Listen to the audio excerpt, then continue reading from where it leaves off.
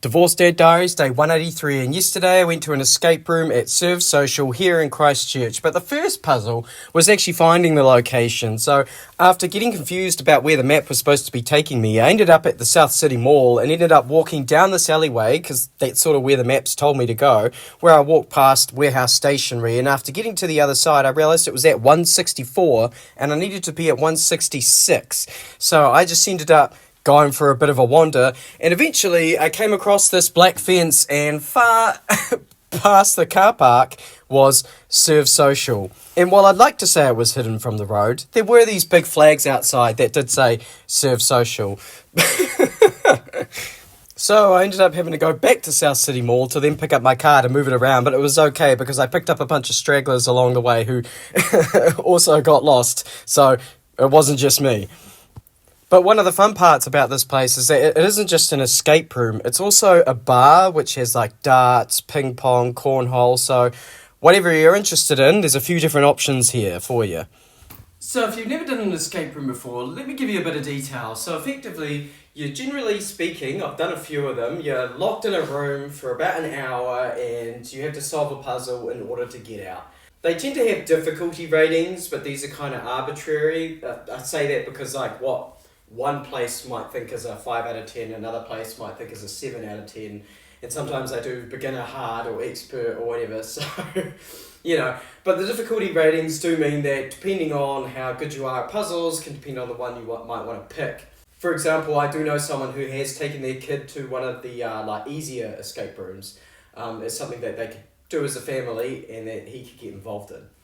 Now, if you do get a bit claustrophobic or you get stuck in the room, they usually have ways about that. A lot of places have a walkie-talkie wherein you can talk to the staff, say, hey, I need to go toilet, or we're stuck, can you give us a clue? That particular location didn't have a walkie-talkie, however, they also just didn't lock the door. So if you just needed to get out, you could just get out. And if you got stuck, they had speakers, and apparently they were watching us on the cameras, and that they could guide us by giving us hints by playing certain audio cues, which is quite cool because it's I don't know if we got hints or not. So you feel like you're taking more initiative, I guess. That's not the right word. It's more you feel more independent, like you're doing it yourself.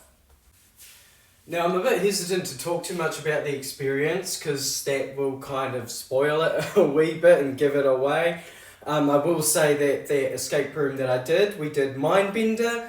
The hardest one there was the ward, and then it was Mindbender, and then Time Machine.